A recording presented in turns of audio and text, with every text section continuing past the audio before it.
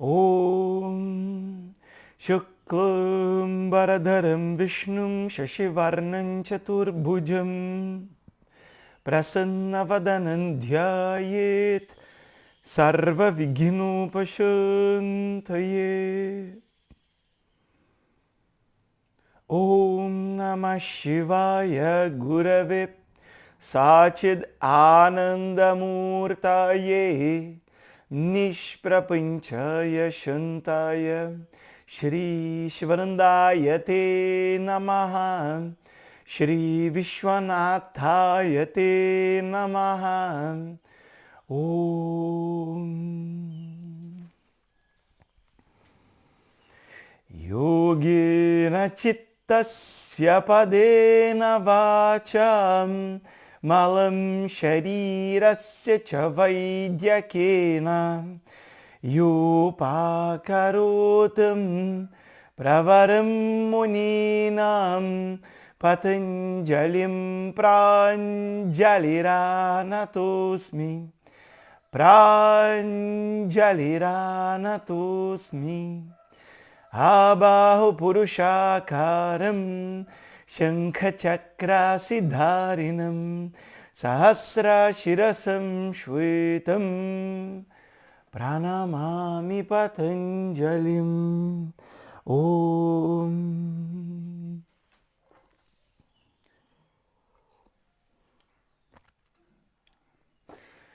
Esse mantra final, né, para Pranamami Patanjalim, faz uma saudação a esse que é reconhecido, que é conhecido como o mestre dos mestres, porque oferece, através de uma obra tão profunda e de uma escrita, de certa forma, tão simples, porque se vocês pegarem o texto em si, vocês têm o texto em si, estão recebendo, são pequenas palavras que estão dispostas numa determinada ordem que possibilita o canto e, portanto, a memorização de uma estrutura milenar, ancestral, que não começou com Patanjali, porque Patanjali ele é um compilador,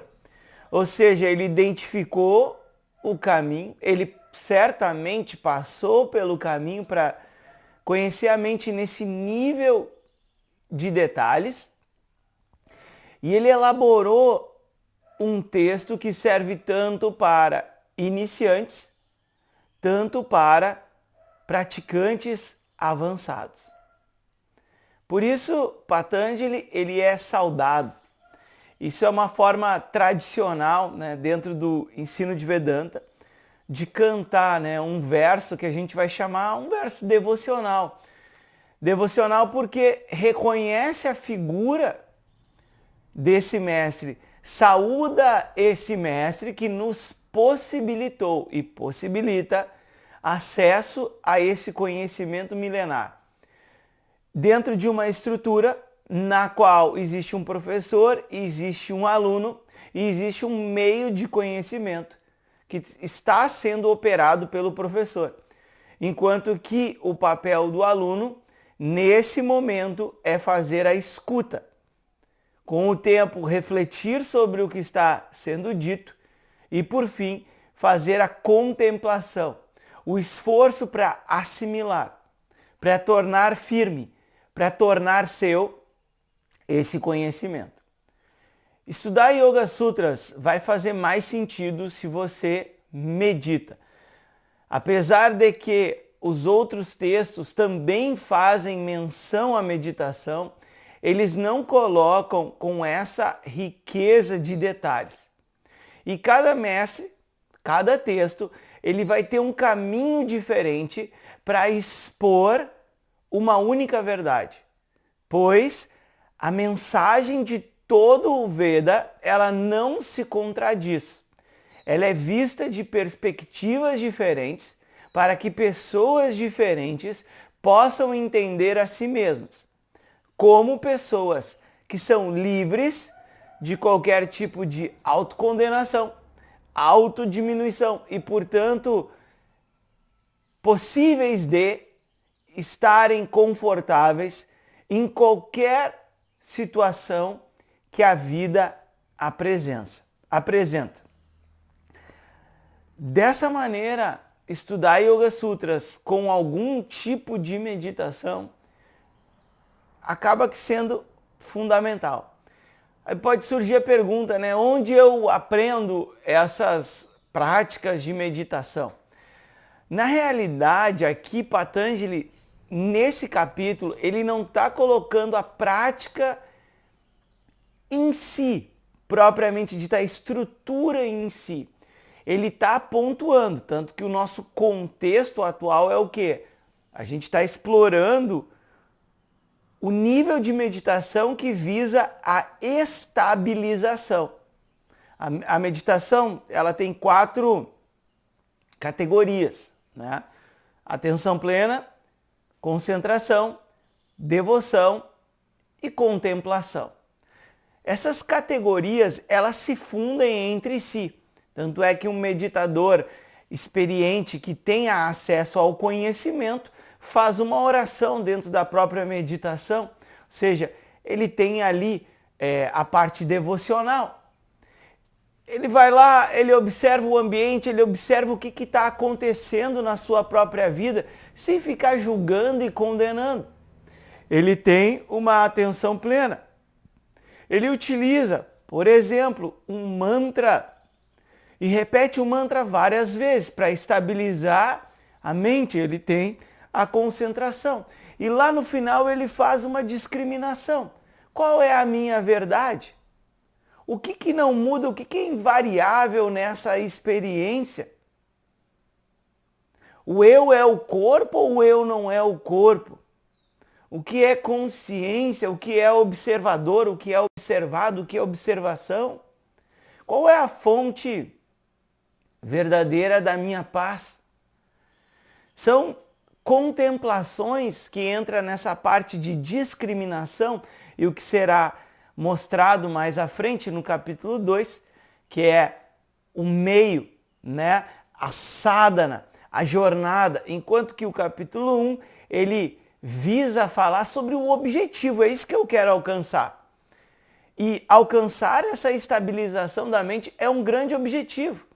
E é por isso que, por estabilizar a mente, por fazer a discriminação, é que pessoas vão meditar a vida inteira. Porque não há necessidade de ficar relaxando, por exemplo, de manhã cedo. Já citei isso várias vezes. Vocês não têm como imaginar um mestre, né, tenso, nervoso, que precisa meditar para se acalmar. Essa visão é uma visão reflexo de uma falta de conhecimento, de uma falta de análise, de uma falta de experiência pessoal em cima desse processo de meditação. Mas então, onde eu posso praticar? O próprio Instituto Brasileiro de Yoga, Meditação e Vedanta ensina essas práticas, transmite essa estrutura.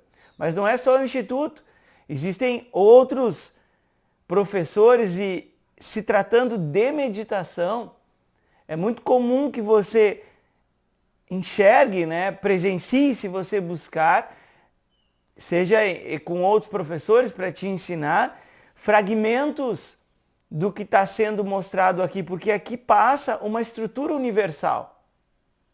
E essa estrutura universal, ela permeia, seja um ramo budista, seja um ramo cristão de meditação e principalmente o ramo dos yogis, porque é uma estrutura universal. O que é difícil você encontrar é a junção de Vedanta e Yoga Meditação. Muitos vão mergulhar em Vedanta e não terão essa base de Yoga Meditação, o que acaba em um nível, na minha opinião pessoal, prejudicando, porque essa vida de yoga, que é Ishvara Pranidhana, relação com o Ishvara, algum tipo de devoção, tapas, práticas que vão manter a tua mente estável e tranquila. E Swadhyaya, o acesso ao estudo. Esse é o estilo de vida de yoga. Quando a gente fala assim, quem é um yogi? Um yogi é a pessoa que traz isso para a sua vida e vai praticar conforme o tempo disponível. E essa parte de vincular realmente Vedanta com Yoga é difícil de ser encontrado. E uma dica para encontrar, o próprio Instituto faz isso, né? Por isso que é um instituto, a gente linkou, tá através da linhagem. Né? Porque aqui no Brasil não tem uma formalização do estudo. Né? Não tem uma sistemática do estudo. Alguns lugares têm o Instituto. Nós temos um caminho a ser percorrido, tanto em Yoga Meditação quanto em Vedanta, no qual a gente passa uma determinada ordem. Não é um estudo aleatório. A forma de buscar, né, e quer fazer as práticas, lembrando que o Instituto faz isso, né, no seu tempo, porque você não vai conseguir, talvez nem precise fazer todas as práticas. Entre os professores tem um lema que é o seguinte: você só precisa de um mantra para estabilizar a sua mente. 5. Você precisa de um mantra. Você precisa se adaptar a uma dessas práticas e praticar por um longo período. E depois desse longo período haverá uma transformação na qual a sua mente não volta mais. Essas palavras, né? Haverá uma transformação na qual a sua mente não volta mais. A gente tem dificuldade de se aproximar desse tipo de entendimento. Porque se a gente não tem a experiência pessoal, a gente só pode imaginar. Mas aqui não está sendo exemplificado o tipo de transformação. E aqui, de novo, volta o nosso grande mestre. Porque se ele está colocando uma sessão no qual o objetivo é a estabilização da mente, logo, nós teremos os resultados da estabilização da mente. Isso é outra característica do estudo de Vedanta. Porque quando ele começa a colocar os princípios, como é que a gente vai saber se a gente está assimilando esse conhecimento? Então, na própria Gita, né, Arjuna pergunta para Krishna como ele senta. Ele está perguntando o sábio, como o sábio senta, como o sábio fala, como o sábio se comporta. Mas principalmente, é o que torna uma pessoa sábia, é como o sábio vê o mundo. Porque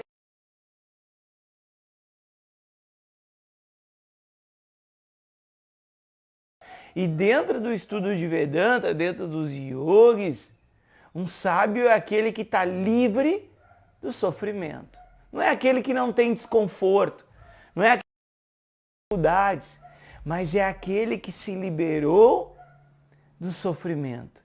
Não vive aqui uma luta, não vive aqui uma vida de aflição, tensão, nervosismo, preocupação, inquietação.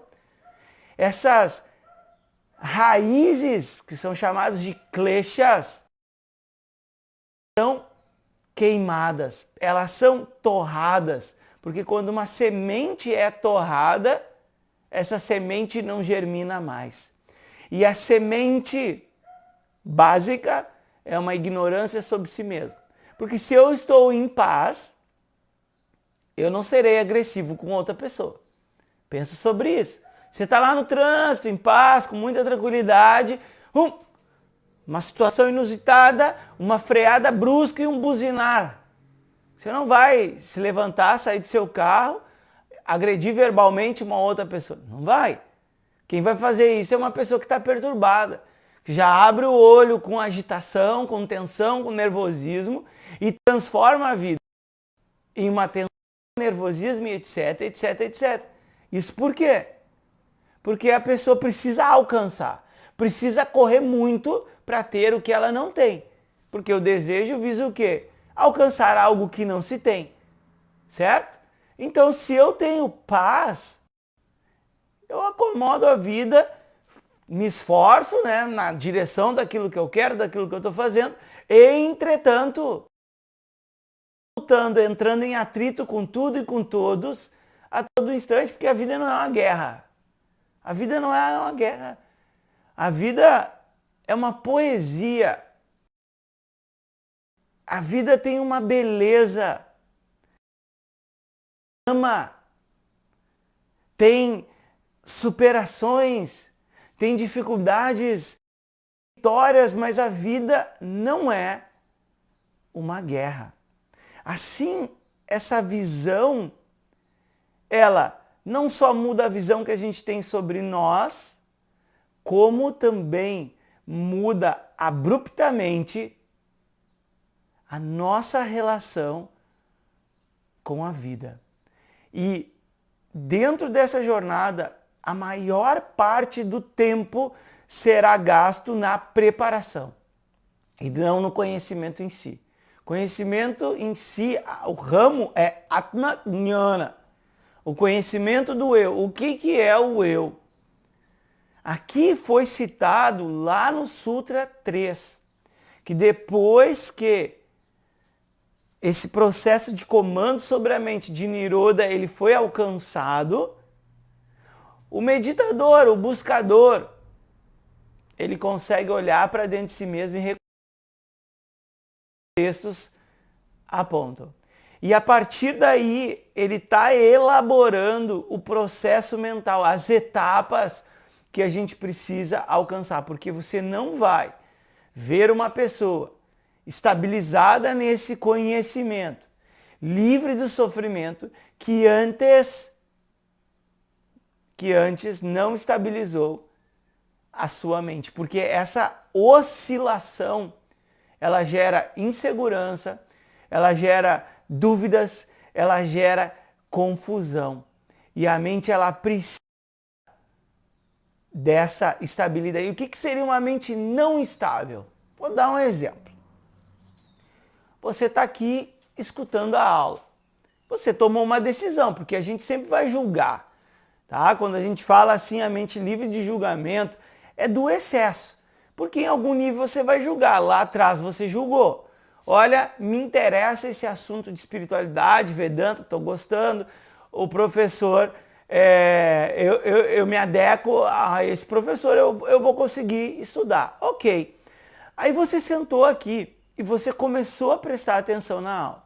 Logo, você olha para um objeto da sua casa e você já lembra. Quando chegar no trabalho, a primeira coisa que eu vou fazer, eu vou ligar para fulano. A aula está acontecendo. A mente foi para ali. Aí daqui a pouco pensou, puxa, eu não comprei as coisas do café da manhã. Será que eu avisei a Beltrana e etc? Então, não só existem pensamentos, porque os pensamentos existem, como por exemplo na minha cabeça, dando aula, passam pensamentos.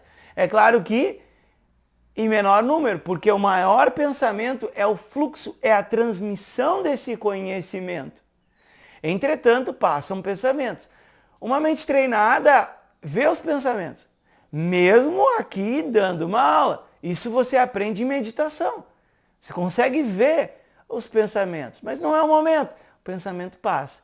A mente que oscila muito, o que acontece? A atenção se desloca, ou seja, mesmo que você esteja escutando parcialmente, porque você escuta parcialmente, no momento que a sua atenção se desloca. E a sua atenção começa a ir para outras tarefas e outras atividades. Esse vício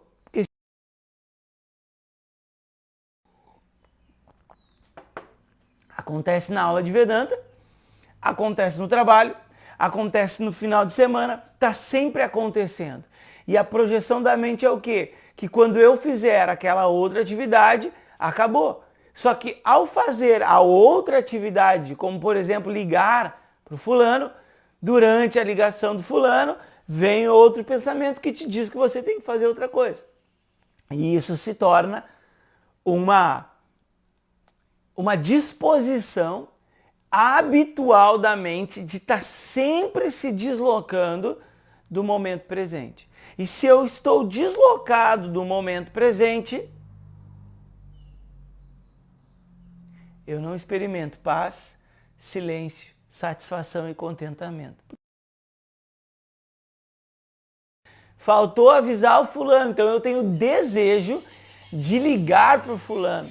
Faltou comprar as coisas do café da manhã, então eu tenho desejo de me alimentar bem e, portanto, eu preciso comprar as coisas. Desejo sempre de uma falta. E aqui a gente vai ver até num sutra, é livre do desejo. Livre do desejo não é não ter desejo. É estar livre do desejo. Eu estou completo. Alcancei o objetivo maior da vida humana, que é alcançar essa paz. Eu não tenho mais recalque com a pessoa que eu sou. Eu não estou mais lutando. Eu dei umas férias para esse guerreiro interno que está pronto para batalhar em todas as situações. O guerreiro existe, porque o guerreiro faz parte da tua energia. Mas, nesse momento, chega de guerra. Porém, se um dia precisar, ele está disponível. É assim que é. A pessoa vai buscando, que nem a gente viu, gentileza, empatia e etc, etc, etc. Mas se um dia a configuração da vida necessita que você se coloque com força, esse guerreiro, ele está ativo. E isso é o símbolo do yin e do yang, né? Aquela conexão. Nós temos o preto com o branco dentro, nós temos o branco com o preto dentro se conectando. Essa é a junção de forças, está tudo conectado. Você quer manter, né, digamos, uma energia muito agradável, só que em algumas situações a resposta ela não será agradável, porque demanda uma outra energia. E essa é uma característica de mestres. Vou dar o exemplo da professora Glória Ariera. Né? Contam as histórias que se você for lá e pedir uma orientação para a professora Glória Ariera, que é uma grande mulher, uma grande mestra, pequena, ela vai lá e vai te instruir, vai falar um monte de coisa para tentar te ajudar. E se você passado 3, 4 meses, for lá de novo e pedir a mesma orientação, porque você não fez o que ela passou, ela não vai perder tempo da vida com você. E isso é um choque, porque olha para a pessoa, eu digo pequena de estatura, né? Porque ela é grande. Hoje as pessoas reclamam, mas é muito difícil. Ela foi de navio cargueiro, 3 meses e meio, para chegar na Índia. Chegou na metade de um curso. Teve que esperar 2 anos para fazer mais um curso de 4 anos para fazer o seu próprio curso. Olha o desprendimento de energia necessário para fazer toda essa jornada, para acessar o que hoje nós temos em língua portuguesa, acessível, apertando um botão. Só que tudo na vida que tem um ganho tem uma perda. E tudo que tem uma perda tem um ganho. Porque se antes o acesso ao conhecimento, que a gente quer o conhecimento, não quer ficar com informação. Informação não é conhecimento, tem um monte de informação na internet. Isso não significa conhecimento, esclarecimento. Informação, ideias. Agora, a grande dificuldade é você chegar até aqui. E cada vez mais, porque o fluxo de informações da internet cresce. Então uma pessoa descobriu uma pérola, como o estudo de Vedanta, dentro de uma montanha de lixo, porque a maioria dos conteúdos, a maioria que você vê na internet são conteúdos inúteis, somente para não são conteúdos de fato que vão te ajudar numa transformação real. E mesmo aqueles que oferecem isso, existem muitas ressalvas dessas promessas ditas como promessas irrecusáveis, né? Assim que no meio do marketing se usa. Se constrói uma sequência de argumentações para levar a pessoa a uma determinada conclusão do que o que eu tenho é melhor para você e você precisa disso que eu tenho. Essa é a linguagem da internet que para muitos já acordaram, né? Com aquela visão, tudo é muito simples, não precisa fazer faculdade, não precisa estudar, não precisa fazer nenhuma disciplina de meditação. É engraçado que muitos que falam isso estudaram, que muitos que falam isso já fizeram o seu processo emocional. E aí vem com uma oferta irrecusável dizendo que você não precisa fazer nada. É tudo muito simples, é tudo muito rápido, é muito fácil, basta você consumir o que eu tenho para você. Esse é o linguajar que não deu certo e não vai dar, né? Porque não tem profundidade, que tomou conta da internet, criando bolhas de realidade que faz as pessoas pensarem que aquilo é a realidade, porque os algoritmos mandam para você uma fração, um pequeno recorte da realidade. E o que está levando as pessoas a um extremismo, porque você não tem mais comparação de ideias. Você tem um fluxo absoluto de um recorte da vida, e quanto mais você recebe aquilo, mais a mente toma aquilo como uma verdade absoluta. E isso é um grande problema, tanto que a gente vê hoje na sociedade uma divisão política cada vez maior, porque as pessoas não conseguem olhar para os dois lados como sendo parte de um todo, apesar que certamente vão ter coisas muito ruins. Isso não quer dizer concordar, por exemplo, com quem preside ou não o nosso país, porque como eleitores, como cidadãos do Brasil, a gente vai ter uma ideia do que é melhor. Isso não visa validar o comportamento, as políticas e etc., que nós não vamos entrar aqui, porque isso não é o tópico da aula, mas a visão de que os dois fazem parte de um todo. E quando não se tem essa visão, a ideia é eliminar o oposto. Só que os opostos, eles se conectam que nem o yin e o yang. Você tem uma força mental e você tem uma força física. E essa força mental e essa força física precisam ser trabalhadas para você encontrar um equilíbrio que é dinâmico, sempre dinâmico, porque a vida está em movimento. E o que você precisava há meses atrás, talvez hoje não é o que você precisa. Por isso, de novo, a autoobservação, para você fazer as leituras, sabe? Tem momentos de vida que a gente precisa ficar introspectivo, muito introspectivo. Tem momentos de vida que essa introspecção ela começa a gerar desequilíbrio, porque é demais. É demais e a pessoa precisa se colocar em movimento. Aí você pode perguntar assim, professor, como que eu vou saber? Todos nós, e essa aqui é uma pérola da nossa aula. Toda aula ela tem uma pérola, uma ou mais. Todos nós temos uma bússola. Se você parar para pensar um pouquinho e tentar lembrar momentos de grandes dificuldades na sua vida, você tinha internamente uma sensação, um senso de certeza, uma ideia, sabe? Um direcionamento para fazer uma determinada ação.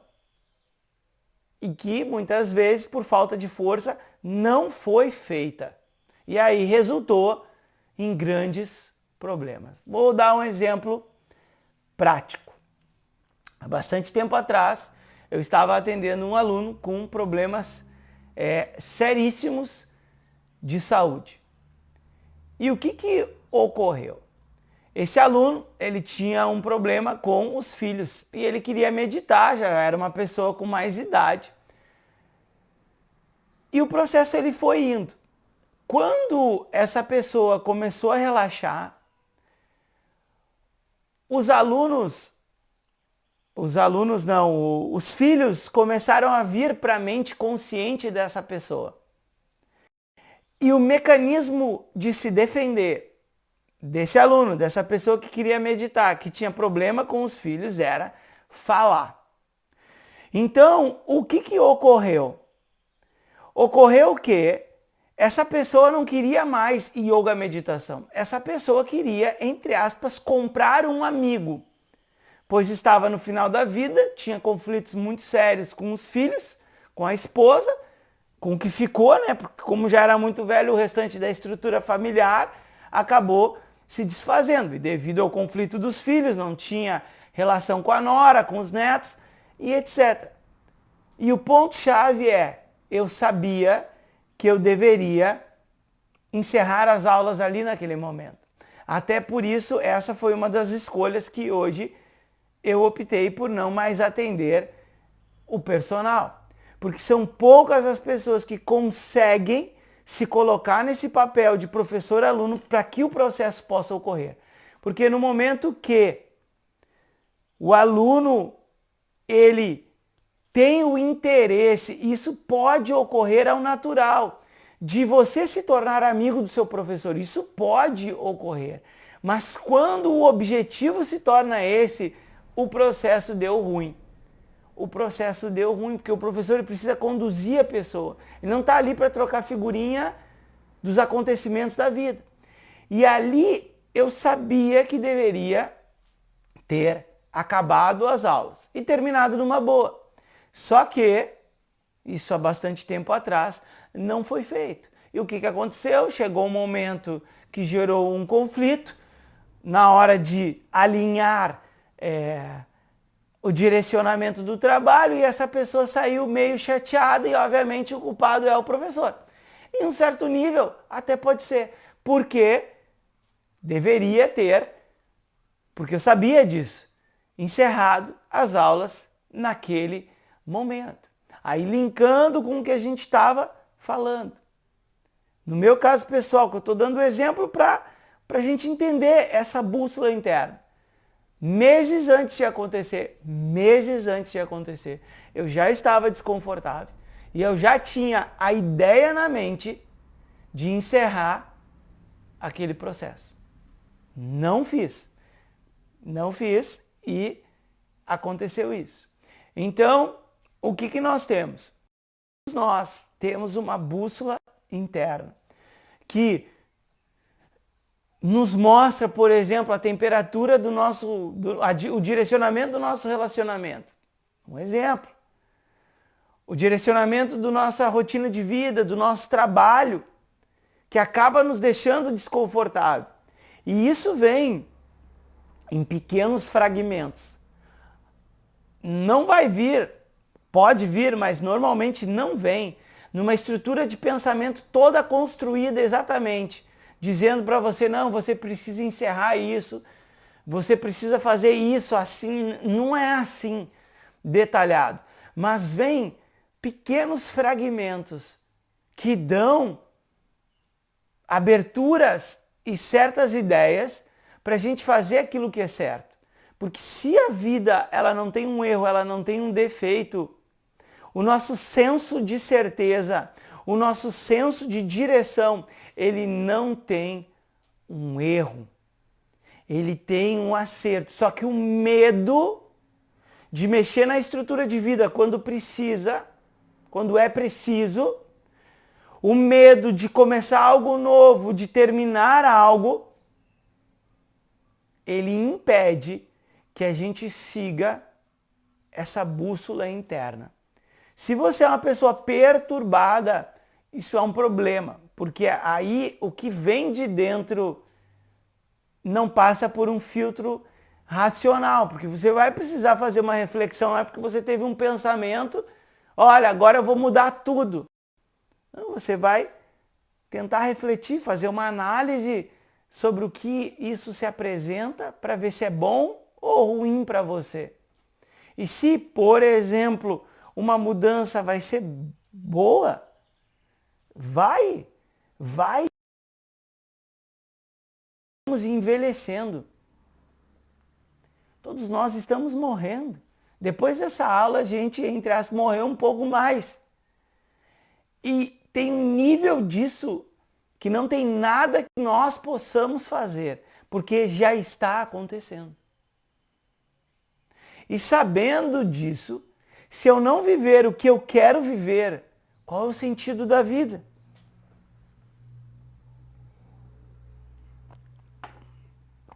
Se eu não viver o que eu quero viver, qual é o sentido da vida? Por isso, a gente precisa aprender a escutar essa bússola. E você pode parar, se aquietar. Você pode estar fazendo alguma coisa e você recebe esses direcionamentos. Na própria meditação, tem um momento que a gente silencia e fica. E ali, deixa abrir essa caixinha interna fechada a muitas chaves para que possa estar aquilo que está dentro de você. E que não é diferente de Ishvara, como a gente viu. Porque Ishvara está na forma do universo. A mente de Ishvara é toda a inteligência. E toda essa inteligência que permeia a nossa própria mente demanda conhecimento. E conhecimento só pode vir de um ser consciente. Então a sua bússola é dada por Ishvara. É Ishvara na forma do pensamento. É Ishvara na forma do direcionamento. Isso também é Ishvara Pranidhana. É entrega para Ishvara. Eu entrego o meu medo. Estou com muito medo de fazer determinada ação. Um dia isso aconteceu comigo junto com o meu professor. Eu tinha medo de me expor por causa do julgamento dos outros. Uma pessoa muito insegura. Sempre fui, até muito tempo atrás, uma pessoa muito insegura. Mas quem convivia comigo não percebia. Mas internamente, muito insegura. Eis que o meu professor pediu para mim fazer uma dança na frente de umas 60, 80 pessoas, junto com um grupo. Logo, fui lá questionar. Por que eu não posso limpar banheiro? Por que eu não posso carregar lenha? Eu posso fazer isso muito melhor do que fazer a dança. Márcio, eu preciso que tu faça a dança. Já tem gente suficiente para carregar a lenha aqui. Preciso que tu faça isso. Não satisfeito, fui lá de novo falar com ele. E sabe o que ele fez? Ele me acolheu. Realmente é muito difícil. Quando você passa por uma transformação, a transformação não é fácil. Deu 2 tapinhas no meu ombro, vai com medo mesmo. Vai com medo mesmo. E sabe o que aconteceu? Eu fui, fiquei uns 6 meses sem falar com ele. E se hoje eu estou aqui, muito pelo meu mérito, é verdade, mas muito pelo esforço, pelo direcionamento que eu recebi do meu professor, para que eu pudesse me livrar de um peso que é viver a vida preocupado com os olhos dos outros. Porque as pessoas não se preocupam com você, senão elas te tratariam melhor. Algumas sim, mas a grande maioria não se preocupa. Então, essa visão, ela muda. E eu passo a parar de me preocupar excessivamente com o que os outros pensam de mim, com o que os outros, a forma como os outros me veem. Isso é problema dos outros. O meu problema é somar nessa sociedade, me liberar do sofrimento e ser feliz. É isso que é o meu problema.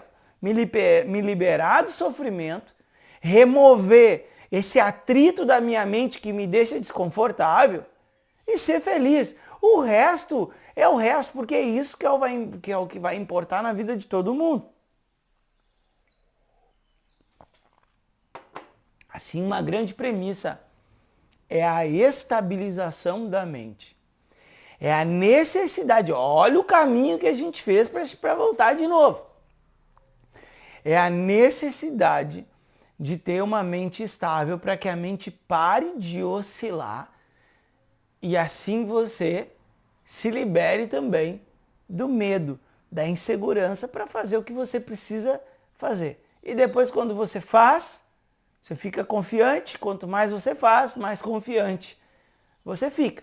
Porém, não é um caminho numa linha. né? A gente pode cometer erros, às vezes até o que vem para nós vai nos levar a um erro. Desse erro vai vir um amadurecimento e desse amadurecimento vai vir um acerto, vai vir uma mudança de curso. Só não fica imaginando que a vida ela é uma linha reta. A vida tem curvas, tem subidas, tem as suas descidas. Isso tudo é natural. Uma pessoa que não tem a estabilização da mente, quando o obstáculo surgir, a perturbação vem junto.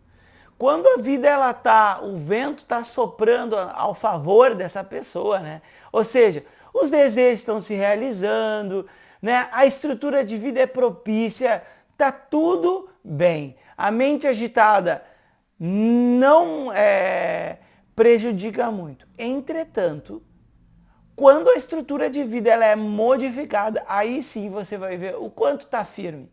Porque é muito fácil você ser uma pessoa confiante atrás de um pai e uma mãe, atrás de uma estrutura financeira, atrás de um status social. Só que como a vida ela é muito variável, quando isso deixa de existir, e não que a gente queira, a gente não precisa ficar desafiando a vida, isso é um grande erro, não precisa. Só que uma coisa é uma pessoa confiante por detrás de uma estrutura que favorece muito essa confiança. Outra coisa é uma pessoa que encontra a sua confiança na dificuldade. Outra coisa é uma pessoa que encontra a felicidade na simplicidade. Porque eu posso ter um monte de distrações e ser uma pessoa infeliz, porque eu não consigo encontrar nisso. Já perdeu a graça ir num restaurante muito caro e gastar um monte de dinheiro com um prato de comida super elaborado enquanto se vive num mundo que tem pessoas e animais que estão passando grandes problemas. Tem mais graça pegar e comprar uma cesta básica e doar para uma pessoa do que ficar gastando um monte de dinheiro com pequenas experiências. A nossa relação com as circunstâncias da vida vão mudando. Isso não quer dizer que está errado, que uma pessoa vai condenar a outra porque a outra vai gastar um monte de dinheiro com um prato de comida. Isso é o problema do outro. Mas o grande ponto aqui agora dessa discussão é o seguinte: quando a estrutura de vida é favorável, é muito fácil encontrar uma relativa felicidade, é encontrar uma relativa segurança. Mas quando o vento não está favorável, aí que vem a sabedoria de vida. Aí que vem onde você vai tirar a felicidade da simplicidade e você vai tirar a confiança. E a confiança ela vai vir da relação, que essa relação nunca vai te abandonar, que é a relação com o Ishvara. Que é a relação com o Ishvara, porque Ishvara é aquele que tudo governa. Então essa é a relação que vai te dar o maior empoderamento que você pode ter na sua vida. E você pode usar os conhecimentos que já foram passados para se relacionar com o Ishvara, porque a vida ela tem um blefe. Um ensinamento, eu acho que eu levei, se você tira uns 5, 8 anos para entender isso. A vida ela tem um blefe. As dificuldades, elas têm padrões, elas se repetem. É o problema de dinheiro, que quando acha que vai ficar bem, fica ruim. É o relacionamento que termina um, começa outro e volta para as mesmas coisas.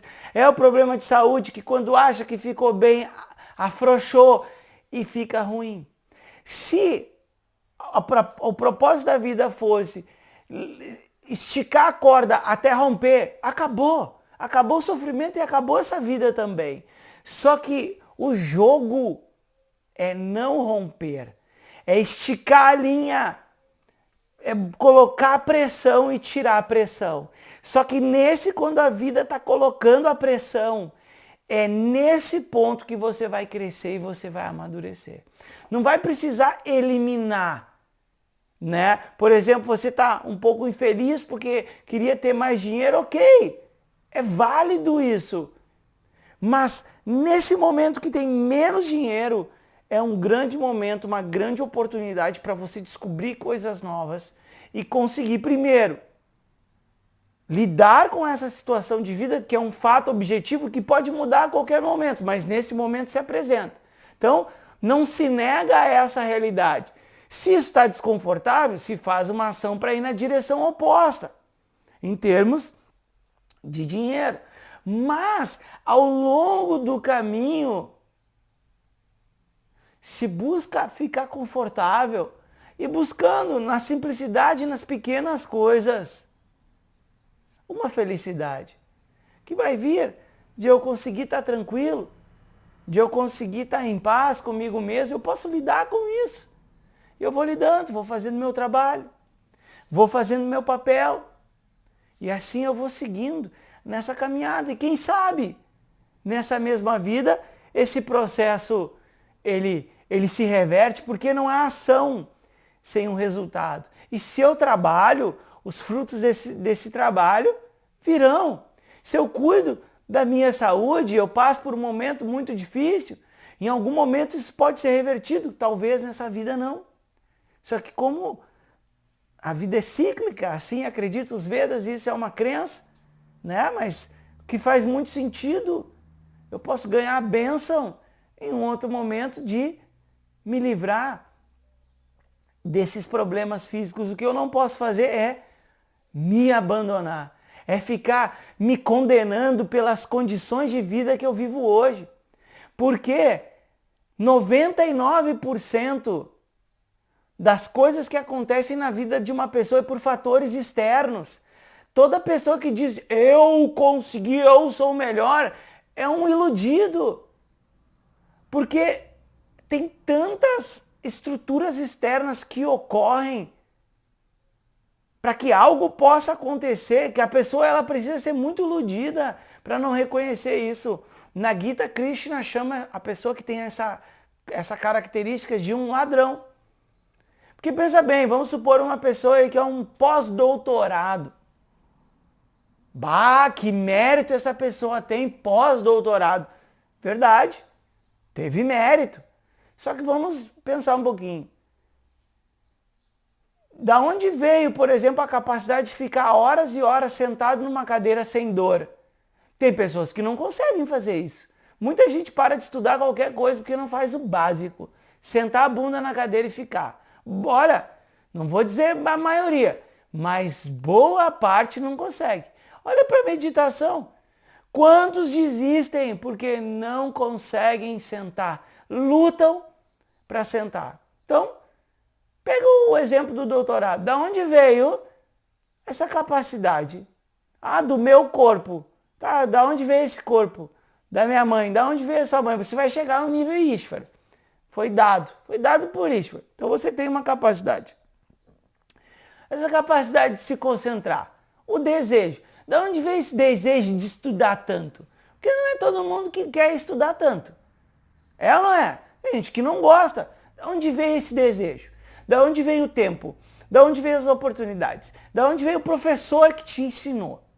Da onde veio a companheira, o companheiro que ficou contigo quando você estava triste, pensando em desistir, e veio a pessoa, não, olha, você era uma pessoa assim antes, olha quanto você já caminhou, olha para você, que extraordinário que você fez. Ah, é, lembrei, né? Ah, olha, vim lá de uma situação muito difícil, eu caminhei tanto, agora eu estou aqui. Então, tudo na nossa vida tem um ponto do nosso livre-arbítrio. Mas todo o restante depende de uma estrutura externa para acontecer. Todo o restante, tudo que a gente conseguiu de sucesso. E se de sucesso tem influências externas, os fracassos também.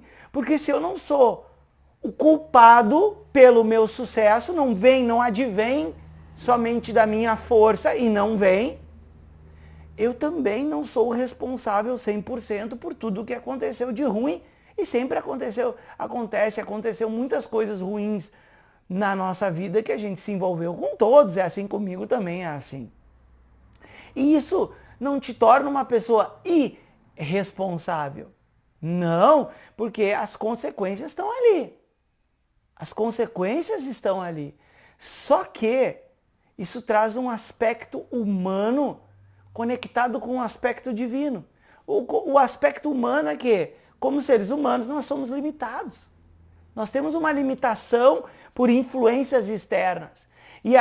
E aquilo que a gente está vivendo, mesmo querendo, imaginando um determinado sucesso, um tanto depende do nosso esforço, mas um tanto transcende o nosso esforço. Tanto para alcançar aquilo que você quer, quanto para evitar aquilo que você não quer. Como, por exemplo, uma situação desagradável que gerou um insucesso. E assim você consegue se distanciar, que é outra característica de uma pessoa sábia. Que é, ela consegue ser a mesma no sucesso e no fracasso. Como que uma pessoa consegue ser a mesma no sucesso e no fracasso? Porque reconhece que para que se tenha sucesso em algo, uma estrutura precisa ser posta para que você possa alcançar. Pega essa gurizada hoje que surfou essa onda da internet. Muitos ganharam muito dinheiro. Mas esse movimento, ele foi um movimento muito específico no tempo que possibilitou isso. Certo? Então, o esforço da pessoa é um. Agora, possibilitar chegar na frente dos outros demandou de uma estrutura. Assim como algumas pessoas que vão trabalhar, vão fazer alguma coisa e se culpam, se condenam tanto por causa daquilo. A pessoa está se esforçando. Mas tem fatores externos que vão levar a um crescimento, porque pensa comigo, não há perda sem ganho e ganho sem perda. Então se você tem uma situação muito difícil e ali, sem as melhores estruturas, você conseguir desenvolver uma autoconfiança, você parar de se diminuir e se condenar, e você conseguir ficar confortável, você está muito próximo do autoconhecimento. Você está muito próximo dessa firmeza de si mesmo, porque quando a estrutura beneficia, é muito fácil de você estar feliz, é muito fácil de você ser autoconfiante, é muito fácil de você dizer para os outros o que os outros têm que fazer. Agora, quando a estrutura ela não te favorece, ali sim a gente vai ver, vou usar esse termo, entre aspas, quem é casca grossa mesmo. E casca grossa aqui para nós não é quem luta mais, mas é quem se esforça realmente, coloca a sua energia naquilo ali que deseja, entretanto, acomoda, fica confortável naquela situação. E lida com isso. E vai seguindo, que as coisas vão se reconfigurando. Seja de 7 em 7 anos, como se dizem, seja de 15 em 15 anos, não sei. Mas vão nessas situações, elas vão se configurando. Assim, Patanjali citou, não a prática em si, né? Ele não dá a estrutura prática aqui nesses sutras, mas ele coloca que se você não corrigir essa oscilação da mente, quando a estrutura de vida mudar, porque é os obstáculos, estrutura de vida mudou, a pessoa está muito autoconfiante, com o corpo saudável, daqui a pouco descobre um problema de saúde, a pessoa desmorona, e em vez de fazer o que ela pode fazer, ela abandona o que ela pode fazer. Então, se estava ruim com essa atitude de comportamento, vai ficar pior ainda. E esse treinamento, ele vai possibilitar algo único na vida de uma pessoa. E através da construção do término, que a gente está terminando essa sessão, falta muito pouco para terminar o capítulo 1 do Yoga Sutra, muito pouco, tá? O capítulo 2 tem alguns detalhes e o capítulo 3 ele é bem mais rápido, então a gente está andando muito bem nesse texto, caminhando muito bem. para fazer algo único, que é uma dissociação dessas dificuldades que realmente existem e continuarão existindo com o nosso estado interno. Ou seja, a partir de agora, eu não vendo mais a minha tranquilidade e meu bem-estar para os outros. Porque há uma dissociação. Não há uma desumanização. Há uma dissociação, porque não vem de lá o meu bem-estar. Minha confiança vem de Ishvara. Eu me relaciono com o Ishvara.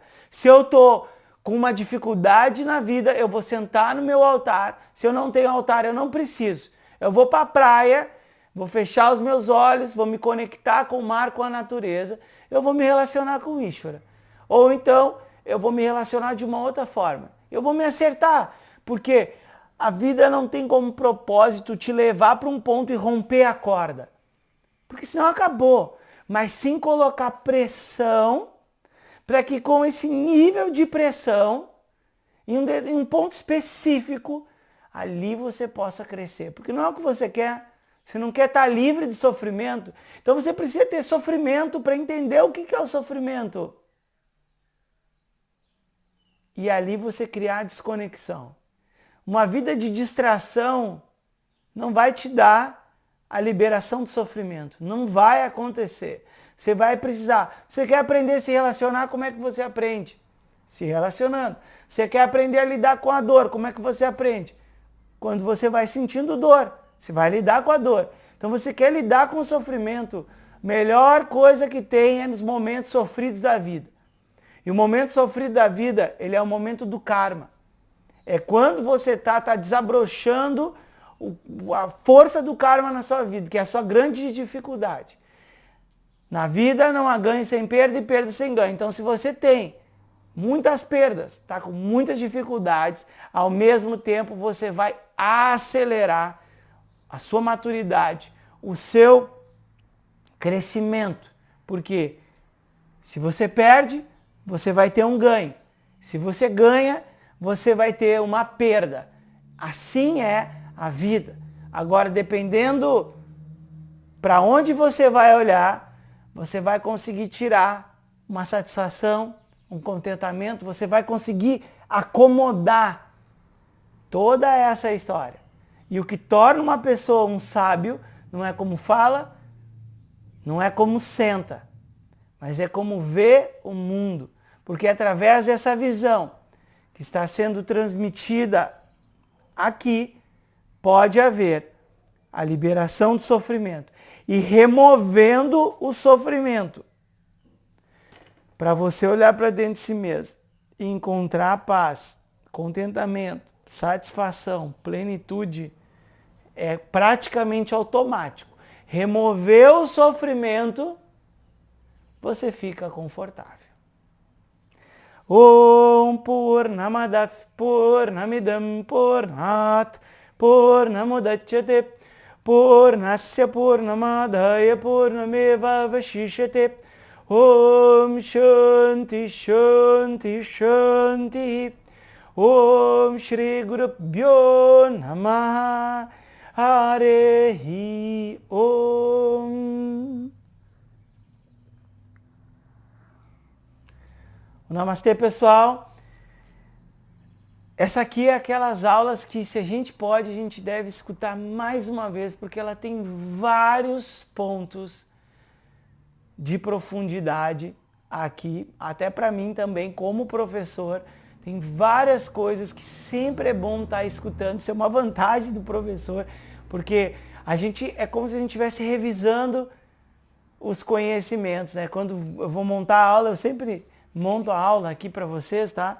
Aqui tem o sutrinha, eu sempre tenho um script que às vezes eu uso, que às vezes eu não uso, mas sempre tem uma ideia de condução. Nunca é na inspiração, mas tem, né, a conexão com os nossos mestres, é isso que faz uma linhagem, né? E as coisas vão acontecendo assim. Não adianta querer controlar muito, vai fluindo como tem que ser.